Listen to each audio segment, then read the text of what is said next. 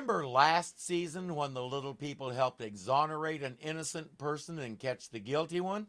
We're doing that again, except this time the stakes are a little higher than a jail stretch.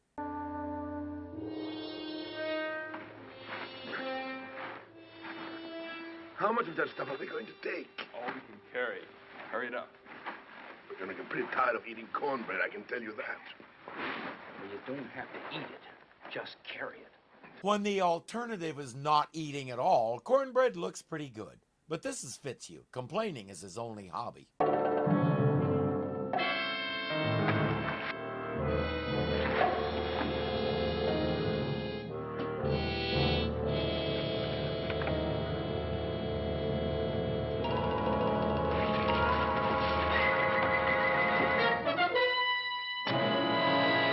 Yes, he heard them stealing his cornmeal, so he cut a hole in the bag and let more out. We'll learn that that's just one example of his alcohol-fueled intellectualism. Harry, what do you think you're doing? What's the matter with you, Martha? Coming on a man like that. You know I'm jumpy. You're more just jumpy. You're carrying on like a crazy man. What are you doing with that knife? They were after the cornmeal. They? Who are they? Little people. From around 1949 to his death in 1972, George Mitchell was one of those character actors who provided the glue that held this new medium of television together. The big stars got all the attention, but without supporting cast like him, the big stars wouldn't have had a whole lot to work with. We've seen him one other time on this channel. In the Time Tunnel episode about Little Bighorn, he was Sitting Bull, leader and medicine man who helped bring about the great victory over the murderous General Custer. Here, he's pretty much the opposite. Drunk, henpecked, and apparently having hallucinations. At least that's what his wife thinks. Oh, Harry, listen to me. You got to get a hold of yourself. It'll be over in a few more hours. 6 more? It'll be over and done with by 10 o'clock tonight. Martin Reed will be dead, and we can forget him. Who's Martin Reed, and how do you know he'll be dead? I don't know. They never found the money. They might still keep looking for the money. We've been all through that. All we have to do is be sensible about the way we spend it, and they'll never suspect a thing.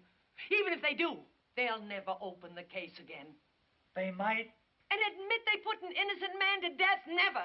That right there is some tight writing.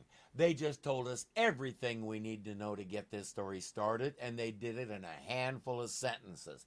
These people did something naughty and stole some money. Martin Reed got blamed for it. Apparently, something bad enough happened that he's being killed tonight, in 6 hours to be precise. But now Harry and Martha have another problem. The little people know what they did. And the little people don't like it when giants frame other giants for crimes. It makes them want to get involved and set things right, especially when someone's life is at stake. We'll discover that Martha has absolutely no conscience. She's out for herself and to blazes with everybody else, including Harry. Harry still has a little sliver of a conscience, which is why he's trying so hard to drink it into silence. You all set? You must be out of your minds. You don't even know this man Reed is innocent. Our first stop's going to be the pharmacy on the other end of town. Well, they should have a tranquilizer drug there. Yeah. Fitzhugh's wrong about one thing. They have a fair idea this guy is innocent because Martha said it in so many words. As usual, Betty has to stay behind to monitor the radio. Monitor it for what? I'm still not sure after an entire season of her doing it. They have a plan that involves those tranquilizers Mark mentioned, but Fitzhugh is having none of it. He'll stay here with Betty and Barry. Can someone tell me one reason for us to get involved with a total stranger? Yes, I will. I'll pretend that total stranger is you. Puts a little different spin on it, doesn't it? He's still not going.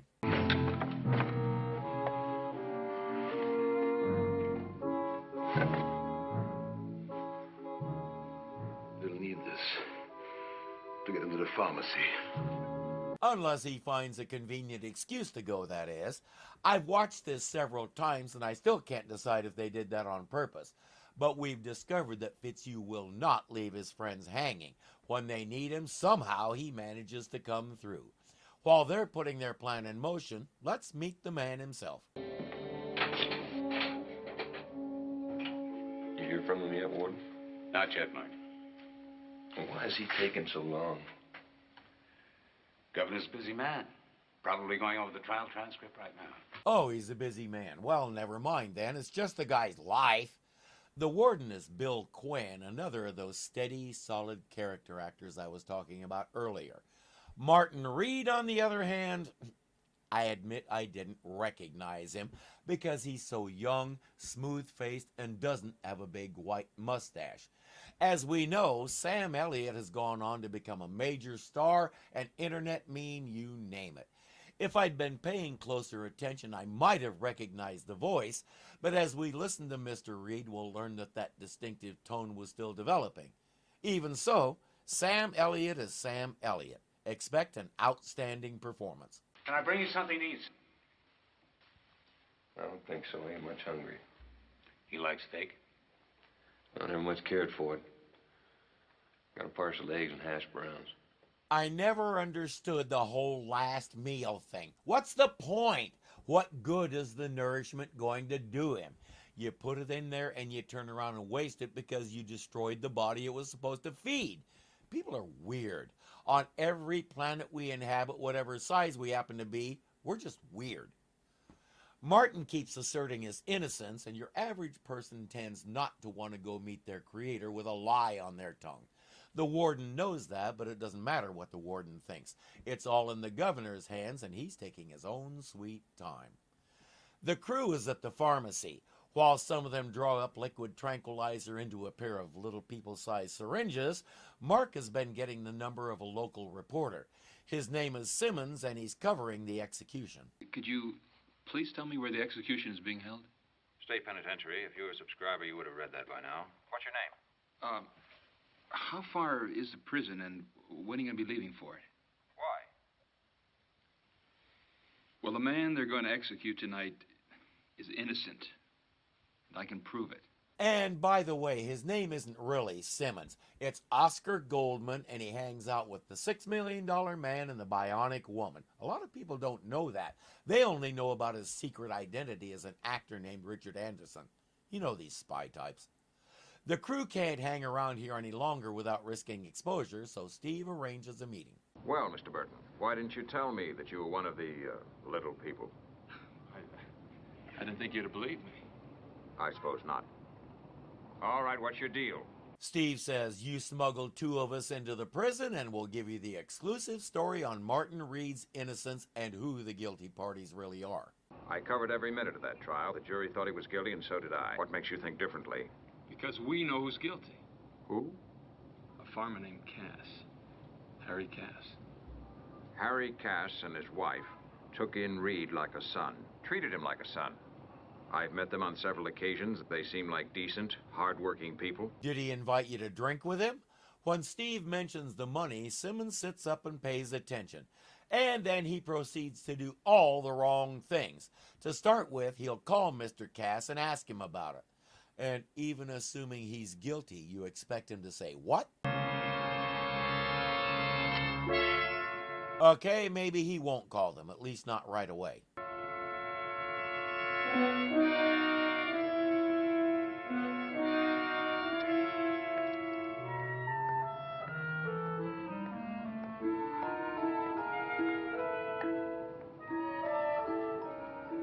Exactly what did you hear Cass and his wife saying? We have a saying in scuba diving, when you're in a situation that's really tense and you're not sure what to do, stop, breathe, think, breathe, then act. Simmons just did that, though I'm not sure he did it on purpose. Against his better judgment, he'll sneak them into the prison inside his camera. He's a little amazed that they fit, but he doesn't realize it's not their first time doing this. Steve and Dan will make that trip while Mark, Valerie, and Fitzhugh head to the Cass place and do whatever they can to keep them from skipping town. Harry nailed a piece of tin over the hole they were using to get in, but the laser torch won't have much trouble with it.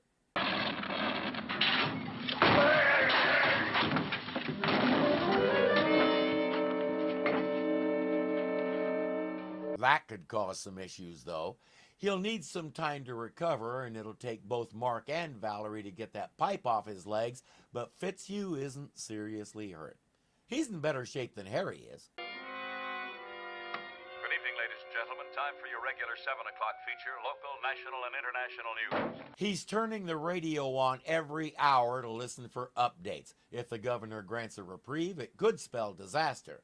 There's only one way to deal with the stress. Concern to our listeners today has to be the drama being enacted at the state penitentiary, where 25-year-old Martin Reed is scheduled to die in exactly 3 hours for the murder of recluse Julian Angus. Find another bottle. Martha can't get him to stop drinking, but she can turn the radio off for a while.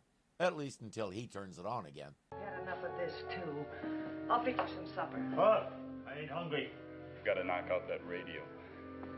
Whatever Steve and Dan do at the prison's bound to get out in the air as soon as they find out about it. Unless he can't, and Mark will make sure he can't. It's not hard to make his way over to the power cord and cut it in two. That'll keep him in the dark. Simmons just arrived at the prison with his camera containing the two stowaways. Warden, how are you? Give me that camera. This stays with me until you leave. That's fine. He's not interested in taking pictures. Using a little misdirection, he'll manage to pop the back open so Steve and Dan can slip out. The rest is up to them. He calls the Cass house and asks Mrs. Cass if she has a statement. Oh, Mrs. Cass, Yes? that money, it hasn't turned up yet, has it? What? Well, Reed was a handyman around your house. I thought he might have tried to bury it somewhere nearby. Oh, crap. Does he know something? Time to go into her act. Mr. Simmons, how can you talk about such things at a time like this? Oh, please, will you leave us alone? That boy, he was like our son. We took him in, we cared for him. I mended his clothes. How can you talk about money now? And she's a pretty good actress. I can't talk anymore. Will you please leave us alone? We're getting out of here. As soon as it's over at 10 o'clock. I'll pack. Good. I'll help you. Oh, never mind. In the shape you're in, you're no good to me. Just wait. Here, let me help you pack these 300-year-old heirloom plates. Catch! Oops. In the warden's office, a guard has brought the hash browns and eggs Martin asked for. While the governor is getting the much-awaited call from the governor, Steve and Dan will sneak over and hide under one of the cloches. Here you are, Martin. Just what you asked for. When's the governor gonna call, Warden? I heard from him. There isn't going to be a reprieve, Martin. I'm very sorry. Suppose we all just stopped killing each other. Suppose we stopped sanctioning state-sponsored killing. Suppose someday we stopped hiding behind euphemisms like execution, capital punishment, and call it what it is, taking a person's life. I don't know what makes anybody think we have the right to do that. Oh, I know there are those who try to justify it from the Bible, like in Genesis 9 where it says, anyone who sheds man's blood, man will spill his blood. Jesus kind of rounded that out when he told us who was qualified to spill that blood.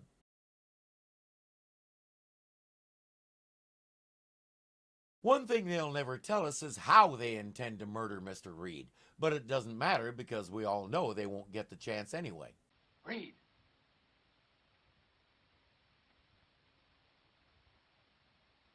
Reed. The plate.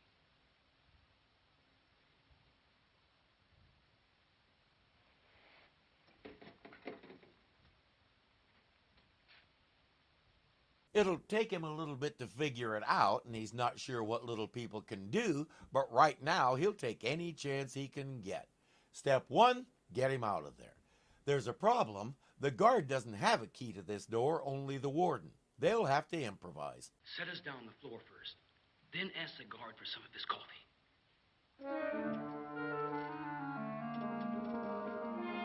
Martin has been maintaining his innocence all this time, and he seems like an otherwise decent guy. He's gained the sympathy of most everybody in the prison.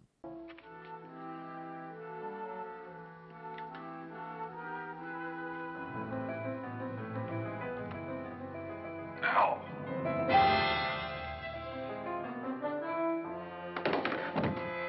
With nobody watching, Steve will climb inside the lock and unlatch the door while Dan cuts the phone line. Martin takes the guard's coat and hat and makes his way to Simmons's car. There, he puts on a trench coat and a more generic hat. Here's hoping that'll be enough to fool the guard at the gate.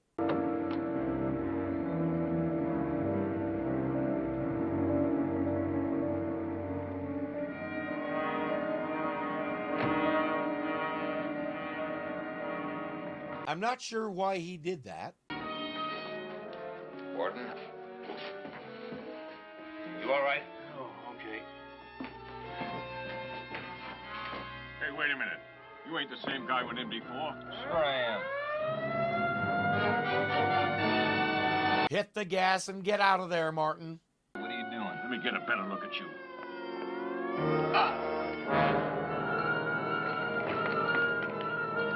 Oh, that's why he did that, so they could do that. He'll collect them again, and off they go. Harry has discovered the radio isn't working, so he's ready to get out of there. He'll load the car while his boss, wife, packs up the kitchenware. Come on, Martha. And that's how they'll keep these two from leaving.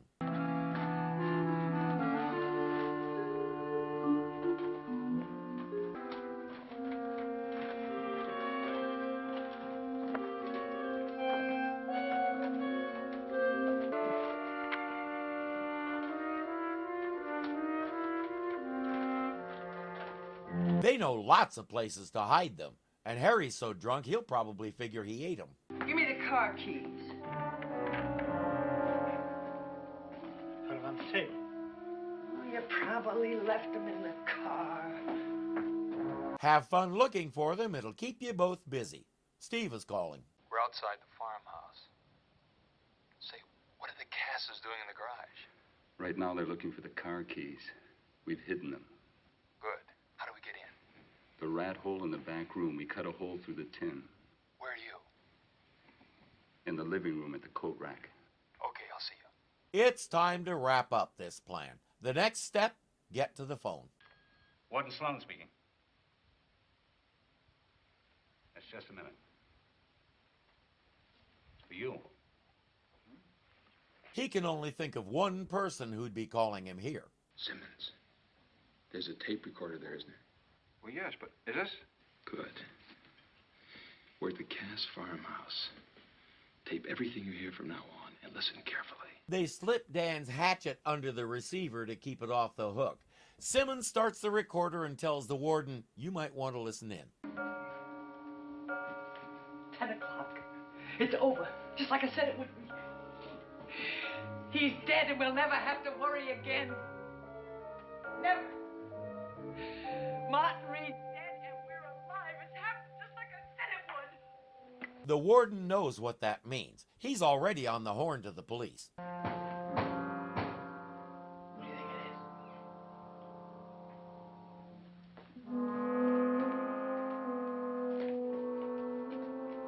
Who's there?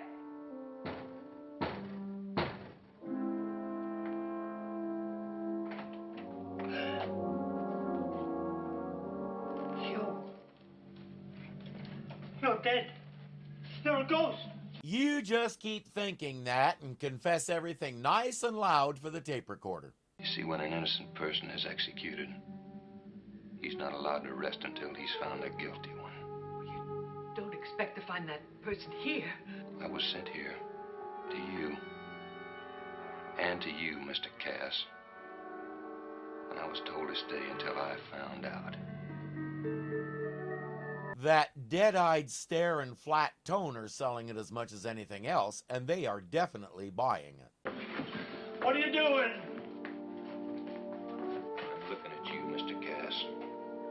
And I'm gonna keep looking at you all day and all night if necessary. Until you tell me you killed old Mr. Angus. I did. I killed him. You need to bring the governor in on this conversation and suggest to him that maybe, just maybe, based on a total miscarriage like this was, his government could just stop killing people. You stole the money. Yes, I stole it. $23,000. But where'd you put it? Martha had it. She hid it. Cass. She says, if I get it for you, will you leave us alone? He says, yes, I will. But now there's something I'm wondering about. Martha. You're no more a ghost than I am. Your flesh and blood, I touched you. That's what I was wondering about. She's all set to blast him and get another reward for shooting an escaped prisoner, but she won't get the chance. Open up. It's the police. Go ahead, open it. And keep your mouth shut. Open the door, I'll break it in. All right. Here he is, officers. We caught him for you. She says there's got to be some kind of reward for catching a desperate criminal like him, yes? You'll have to talk that over with the chief when you see him. Wanna what? When you see him. You and your husband are under arrest. For what? Suspicion of murder, ma'am. Turn around. Now, you people want to tell me where the money is?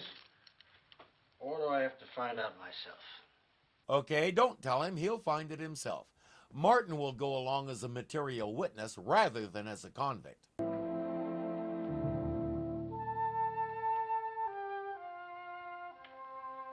Sergeant Miller, you still on the line, Warden? Yes, I am, Sergeant. Good work. Thank you, sir.